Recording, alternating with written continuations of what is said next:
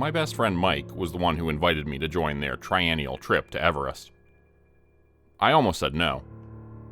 For one, I don't have $50,000 to blow on a guided expedition, climbing permit, and gear. For another, I'm not that kind of guy. Walking between my apartment and 7-Eleven was the extent of my physical activity last year. But Mike had offered to help cover my share of the trip.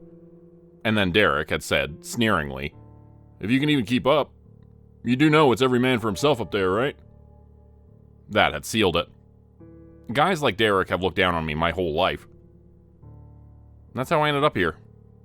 In a hospital bed in Nepal. Out of the 37 climbers who made it to Camp 3, C3, and stayed the night, I'm the only one who survived. And that was due to sheer luck.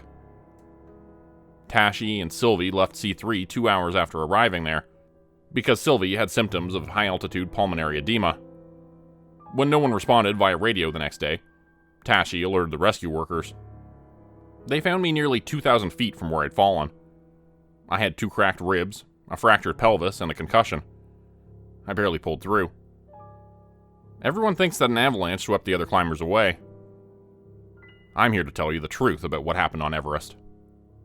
It's not the avalanches, crevasses, or falling ice you need to fear.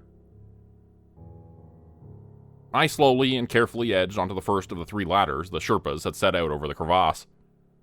This was our 3rd rotation through the Kumba icefall, a river of ice strewn with towering ice seracs and deep crevasses. If the weather permitted us, we'd spend tonight at Camp 2, tomorrow night at C3, 5 hours overnight at C4, and then push for the summit. Mike was 20 feet ahead of me. Derek had passed us 10 minutes ago, along with Jack and Sylvie, our head guide and junior guide respectively.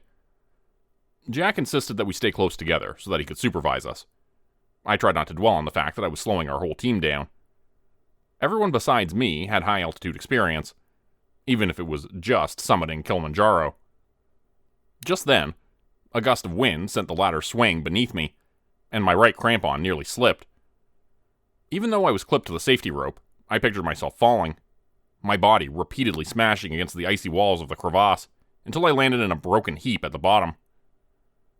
"Go back to base camp," suggested a craven inner voice. "Better yet, go back to Lukla Airport and get the hell out of here." Unable to help myself, I darted a look downwards, and caught a flash of movement. Something large and pale clung to the sheer icy walls of the crevasse, right below our ladder. As though it felt my eyes on it, it rapidly scuttled out of sight. What the actual fuck? And it almost looked like, well, like a person. "You alright, Theo?" I flinched and nearly fell after that. That was Tashi, one of the 2 climbing Sherpas on our team. Tashi had hung back to track our progress and help us navigate the icefall. While the rest of us struggled to breathe, the Sherpas remained unaffected by the high altitude. They were the true heroes of Everest. The ones who navigated the safest and most direct routes, fixed the ropes, and more. Many of the Sherpas also had legends about Everest, which they called Chomolungma. They believed that the Buddhist goddess, Myolungsama, resided at its summit.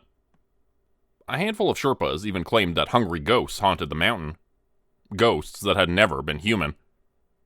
Others mentioned the disappearances of climbers whose bodies had never been found.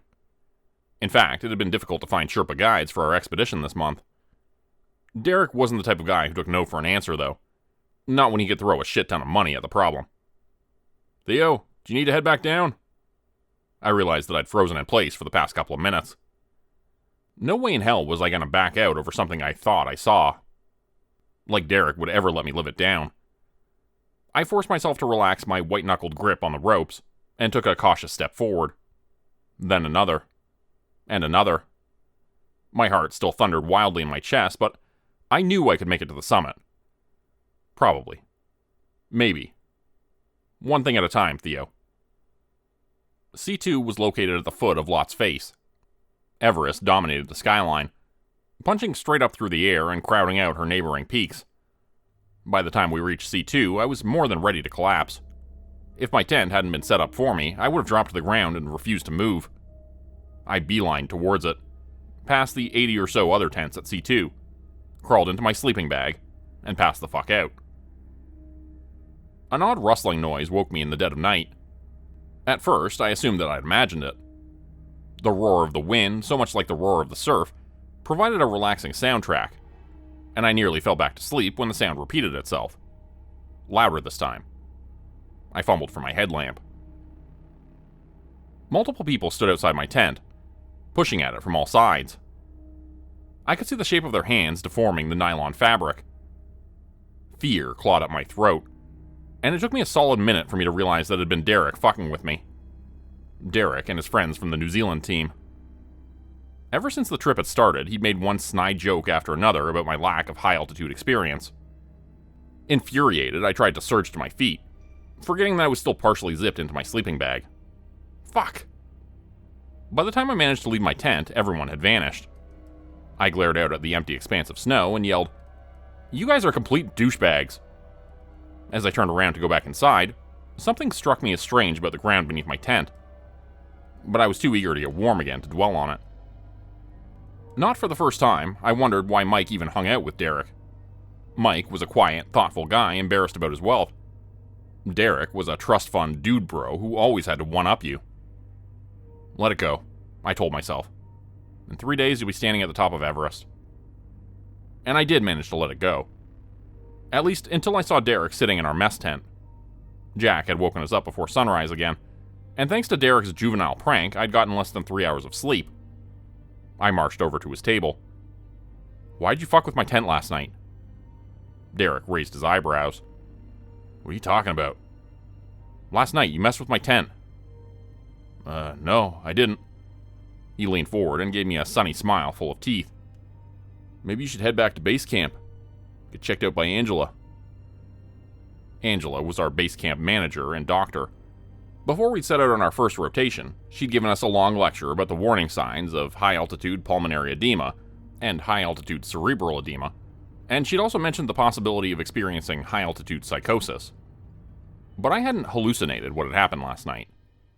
Anyway, I knew why Derek was making the suggestion, and it wasn't out of concern for my well-being. He just didn't want me slowing them down. "Forget it," I said through gritted teeth, leaving the tent. His laughter chased me out, and I nearly walked right into Sylvie. She deftly stepped around me at the last second. "Sorry," I muttered, knowing that the tips of my ears were turning a bright red. Sylvie somehow looked even more beautiful up here than she had at base camp. I wasn't the only one who'd noticed her. Derek had spent the first 2 weeks of our trip bragging to her about summoning Cho-O-U and Denali, despite her obvious disinterest. "Jack says it's time for us to climb lots," she said, unperturbed, and gathered everyone else up. Jack began to review what to do if the valves on our oxygen canisters iced over, or if our oxygen pipes were knocked loose. He'd already gone over the basics of using bottled oxygen at base camp, so I tuned him out in favor of staring up at the climb ahead of us. The lot's face was a wall of glacial blue ice that rose at pitches ranging from 40 to 50 degrees, complete with occasional 80-degree bulges. After passing those, it was a simple, steep climb up to C3, which punctuated the face. We'd purposefully avoided telling anyone else about our summit bid, so the queue to climb wasn't as bad as it could have been. I tried to find a rhythm between kicking my crampons into the hard ice and hauling myself up with the Jumars, but I kept needing to stop and allow faster climbers to clip their carabiners to the rope ahead of me. Halfway through the climb, I finally realized what had been bothering me about last night. I hadn't seen any footprints outside my tent. None except my own. Could Derek have been right? Had I just imagined the entire event, the same way I'd imagined seeing a man in the crevasse? No. No way. But unease swept over me in a wave, and it didn't leave me even after I arrived at C3. The view from C3 almost made the climb worth it. It allowed us to see the clouds rolling into the western Coombe, the flat glacial valley we'd passed through yesterday, and the plumes drifting from Everest's summit. Tashi and Dory had painstakingly dug out small terraces for our tents to rest on. They'd chosen a spot high above the other team's tents, which meant that we'd get a head start on the climbing tomorrow. There weren't that many other teams here anyway, only 3. Another American one, the Canadian one, and the New Zealand team. At 23,950 feet above sea level, the simplest actions, from tying on my crampons to picking up my water bottle, became immensely difficult, as though someone had tied heavy weights to my limbs. It took 10 minutes of breathing in the artificial air from my oxygen canister before my brain started working normally again. We each had 6 bottles of oxygen. 3 to climb up to the summit, and another 3 to get back down. Tomorrow night at the South Col would be the first time we were in the death zone. It was called that because at that altitude, the human body could no longer acclimatize to the lack of oxygen. Our cells would begin to die from oxygen deprivation. As Mike and I went into the tent we'd be sharing from here on out, I debated whether or not to bring up what I'd seen last night. Would he tell me to head back down to base camp too? But before I could say anything, Mike broke the silence first. Thanks for coming with me, man. It's good to have you here. Yeah, of course. Thanks for inviting me. I'm sorry that you had to cover my share of the trip. I laughed awkwardly and looked down at my water bottle to cover up my discomfort. How did you get into mountain climbing anyway? I thought you hated heights. I vividly remembered the time our families had gone to Disney World together. Mike and I had been 10 years old, and I'd convinced him to ride Space Mountain with me. As soon as the roller coaster moved forward, he'd started shrieking his head off. Mike grinned sheepishly, as though he was remembering Space Mountain too. Yeah, I do. There's nothing else out there that beats climbing. When you're here, it's like the rest of the world falls away. And all the bullshit with it. Everything's simpler. Maybe scarier, but it's also more real. I've never felt like this anywhere else. I sort of knew what he meant. Life at base camp was simpler. Climb, eat, sleep, rinse, repeat. And I could easily see how the dangers here made a successful summit even sweeter. I thought of Jack saying that climbing a mountain revealed who you truly were. It ground you down until you had no defenses left. The question burst out of me before I could stop it. Do you really think we'll make it all the way? I hadn't cared about summiting when we first arrived at base camp. I just hadn't wanted to embarrass myself. But now, the idea of turning back before we reached the top seemed insane. Yeah, Jack and the Sherpas will get us there. Mike fell asleep right away, but I kept drifting off and startling back awake. I would think that hours had passed, only to discover it had been 10 minutes. Wearing the oxygen mask was like having plastic wrapped around my head. It was nearing 3 a.m., and I just closed my eyes again when I heard the sound of screams. Long, pain-filled screams. I shook Mike awake. Come on, we need to go. There's something wrong out there. What are you talking about? I don't know. I grabbed my headlamp and headed outside. It took a minute for me to comprehend exactly what I was looking at. Blood. Everywhere. And the corpses of the other climbers. Most of them were barely recognizable. Something had torn them apart like ragdolls and trampled all the tents below us. I ran towards a woman who'd collapsed a few feet away from us, one I recognized. She was on the New Zealand team. Maybe we weren't too late. Maybe we could still bring her inside. And then I realized she'd been ripped nearly in half. Her intestines spilled out in messy ropes, and the ragged edges of her torn skin fluttered in the wind. We need to get Jack, Mike said, his face drawn and pallid. My eyes kept catching on her outstretched arm. The fingers curled limply into her palm. With difficulty, I forced myself to look away. Yeah, but what about everybody else? I don't see Tashi and Sylvie's tent, but Jack can radio base camp. He'll let them know what happened here. He was right. Tashi and Sylvie's tent had vanished. I didn't want to think about what that meant. I followed Mike toward Jack and Dory's tent, trying not to look around more than I had to. The nameless woman's corpse remained burned into my mind's eye, like a hole charred into a piece of paper. Everyone here might be dead already, except for us. The thought made the world waver around me, and I had to bite the inside of my cheek until I tasted blood. Dumb, because at this altitude the wound wouldn't heal, but the pain helped steady me. As Mike unzipped Jack's tent, I became aware of a loud slurping sound, as though someone was sucking up a milkshake through a straw. I tried to grab Mike's arm, but he'd moved out of reach. He shouted, Jack, we need your help. We need... He stopped speaking as the light of his headlamp revealed what was only a few feet away from us. The man I'd seen in the crevasse the other day, the man I'd convinced myself I'd imagined, was crouched over something long and bloody. He wore faded, tattered clothes, and his skin was a bloodless white, as pale as the snow on the ground. His head snapped up, and I took an involuntary step back. Because it wasn't a man at all. It couldn't be. Its eyes were two shiny silver quarters, and its mouth a round disc full of sharp, inward-pointing teeth. It lunged toward us, moving jerkily. Mike knocked me backwards as he turned to run, but he was too late. It fell on him.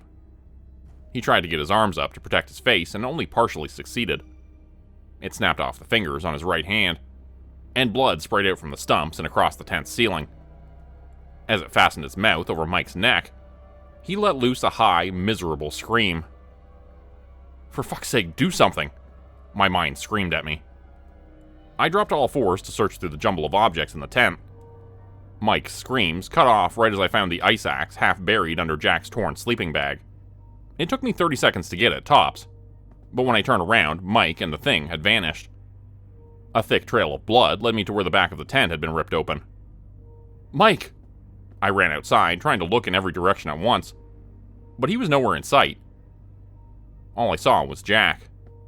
What was left of him. His lower jaw was missing, and his half-severed tongue was nestled in the hollow of his throat, still connected by the barest thin scrap of muscle. I kept going, circling our tents until I was at the front again. It had started snowing, making it even harder to look around. The area between my shoulder blades itched with the awareness that something lurked in the darkness, something biding its time. Something brushed against my shoulder. I wheeled around and swung the axe, terror thrumming through my entire body, only to find Derek staring back at me, his eyes wide and frightened. He dodged at the last second, so then I overbalanced and the point of the axe went wide. "What the fuck is wrong with you?" he shouted. I ignored this. "Have you seen Mike anywhere?" "No, I haven't seen anyone aside from you, you fucking psycho. I just came outside because I heard screams." He trailed off and slammed me against the tent. "What happened here? Did you do this?" I opened my mouth to tell him that I hadn't done anything, only for a terrible, ringing shriek to render my explanation unnecessary. We looked up to see the thing from before clinging to the wall of ice 10 feet above us. It should have been impossible. The ice had no handholds or footholds, but it maintained its position without any apparent effort. Our gazes locked, and at that moment I had no doubt it was seeing me. Really seeing me. Its silver eyes shone with sly cunning, and it grinned at me. A horrible expression that changes features into a twisted mockery of the human face.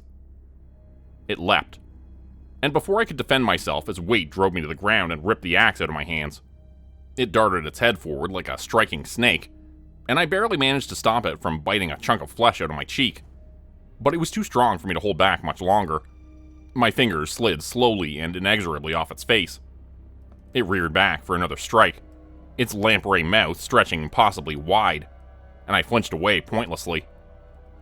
Abruptly, its face changed, the mouth rounding into a surprised O, as the point of an axe came shoving out of its right eye, through the back of its head.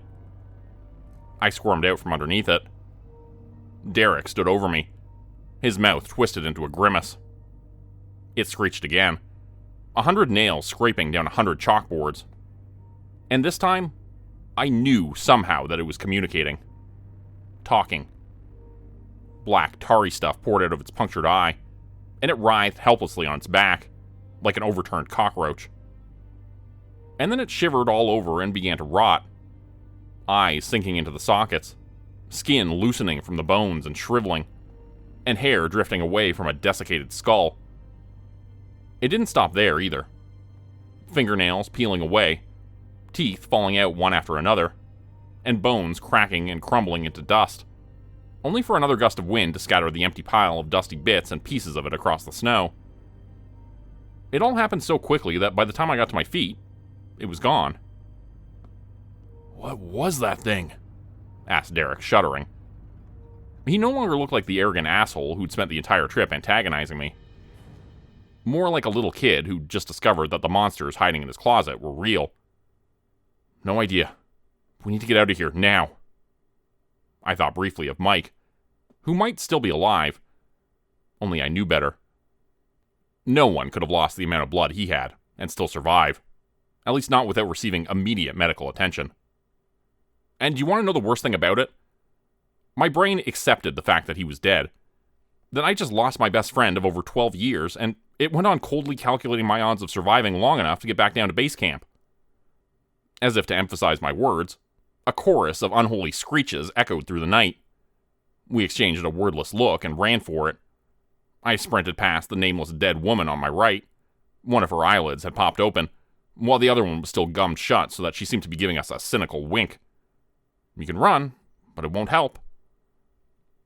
If I thought that the climb was difficult before, it was nothing compared to when my life was on the line. My entire world narrowed down to kicking my crampons into the hard blue ice and clinging onto the face as the wind tried to pry me loose. I hadn't had time to clip myself into the fixed rope. If I fell, it wouldn't be a soft, gentle landing. I'd fall more than 5,000 feet. God only knew where I'd end up. Derek had outpaced me, but he started cursing under his breath. Rocks clattered down the slope. Go back up, he screamed. Go up! I glanced down. Silver pinpricks of light glowed in the darkness, rapidly approaching us. There were more of those things. Maybe 6 or 8, and they were all headed straight toward us. They easily scuttled over the steep, icy bulges of the face, spreading out in line to prevent us from climbing past them. The only way for us to go was up, into the death zone. The angle of the slope above C3 was steep, much steeper than I'd anticipated. Despite pushing myself to climb as quickly as I could, my calves trembled with fatigue. My breath kept coming short, and my head ached from the fatigue. Derek was right on my heels, harshly gasping for air. The closer those things got to us, the more clearly we heard the strange, guttural shrieks, screeches, and hisses that comprised their language. They were only 10 feet behind us now.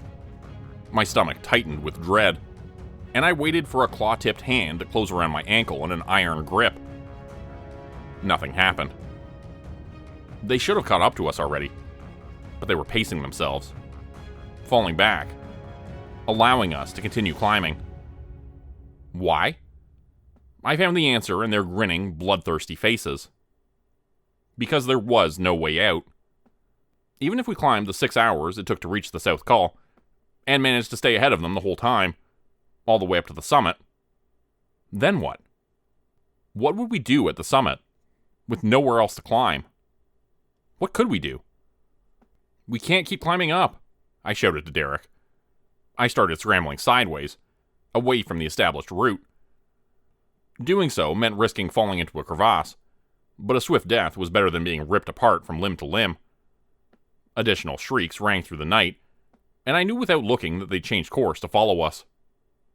The slope eventually leveled out, and we stumbled over an ankle-breaking mixture of snow, ice, and rocks, Derek in the lead. Stinging sweat dripped into my eyes, and the world turned blurry as my body struggled to cope with the lack of oxygen. I spotted an outcropping of large boulders ahead. Maybe we could throw ourselves behind them. Maybe. Suddenly, one of them scrambled forward on all fours to block our path. The other 5 surrounded us in a loose circle. From the back, they looked like normal men and women, but the illusion fell away entirely once they faced you. They all had the same unnatural silver eyes and lamprey mouths, the same malicious expressions on their faces. I turned to Derek. He had a spare ice axe in his hands. I gestured towards it, but instead of giving one to me, he backed away and shook his head. He didn't even have to say it out loud. "It's every man for himself up here," had been his constant refrain since our trip started, and I didn't have any time to convince him. They began to dart forward one at a time, playing with us. Without a weapon, I couldn't do much other than attempt to dodge them, and fail. One of them feinted towards the left and then swung around to strike me in the throat. I fell over with a panicked cry. When I tentatively touched my throat, I felt a loose flap of skin hanging down nearly to my chest. I staggered back up just in time to see Derek swing both of his axes at another one. It darted underneath as smoothly as though they'd rehearsed this move 1,000 times, and caught the head of the axe without even trying. Its other arm whipped out lightning fast and clawed open his stomach. Derek screamed and collapsed, both arms crossed over himself protectively. The circle around us tightened, and I finally understood that I was going to die here.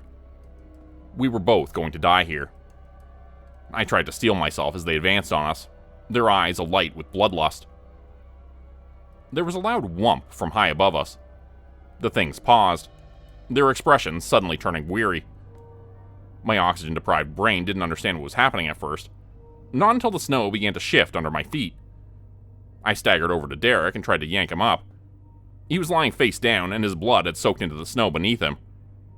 I had just enough time to say his name before a massive wave of snow flung us forward. I tumbled head over heels, no longer able to tell which way was up or down, as the snowy ground and star-strewn sky became an incomprehensible blur. I barely managed to keep my hold on Derek as the snow carried us down the slope. Something sharp and hard abruptly arrested our fall, slamming into my right side with painful force. A boulder. Derek's body pinned me against it, trapping me in place. I screamed, which made my side hurt even worse, and I had to bite my lip to stop the whimpers that wanted to escape my throat. The whole ordeal only lasted about 40 seconds, but the snow had buried us and those other things deep within its grasp. Everything was pitch black. How far from the surface were we? 6 inches or 6 feet? I didn't know, and it hurt to breathe. I had to act before it was too late, before the ice settled and prevented all further movement. I knocked the snow away from our noses and mouths to create an air pocket. I had to be grateful for the boulder now because it had probably prevented us from being buried even deeper. But how long would our air supply last? Time lost all meaning. Minutes, maybe even hours, crawled by. I tried to stay calm, because panicking would only waste our limited air supply.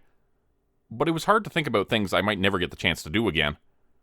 Visiting my parents, hanging out with my friends, going back to school to finish my master's degree. I didn't want to die here. I didn't want to die at all. But I was going to, and soon, if I didn't decide what to do within the next few seconds. I forced myself to reach out to Derek. His skin was cold under my fingertips, his pulse thready and weak. But he was still breathing somehow. I could try, and most likely fail, to dig a way out for both of us. Or... I swallowed hard. My fingertips skated over his back, and for a heart-stopping moment, I thought it had been dislodged and lost forever, just as mine had. But it was there. Dented on one side, but there. His oxygen canister. Derek struggled weakly as I began to detach his mask from it.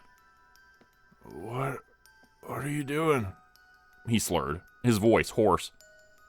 He tried to bat me away, but neither of us could move because of the immense pressure from the weight of the snow. And Derek had lost a lot of blood. I didn't respond. I didn't have the breath to. Moving as quickly as I could, I attached my own mask to the canister and took a deep breath of the tinny, artificial air. It was so cold that it hurt my throat to breathe it in, and I'd never felt anything better in my life. I did my best to ignore Derek as he tried futilely to take his oxygen canister back from me. As he stopped breathing, as a choking rattle issued from his throat. I couldn't have done anything for him. We both would have died. It's every man for himself up here. Become a channel member today for early access, bonus videos, and special emojis only available to members. Check out the description below or click the join button for more info. If you'd like another way to help support the channel, please consider joining my Patreon page at patreon.com/Jordan Group Horror. As a patron, you'll get access to bonus videos and content. You'll be credited at the end of every video going forward, and if you decide to stay for 3 months, I'll name a character after you, which will be featured in a Hollow's End story. Links to join the Patreon are in the description. Thanks everyone for listening. Please like, subscribe, and comment to help the channel continue to grow, and see you again next time at 4 p.m. Eastern Standard Time. Hope you have a great night.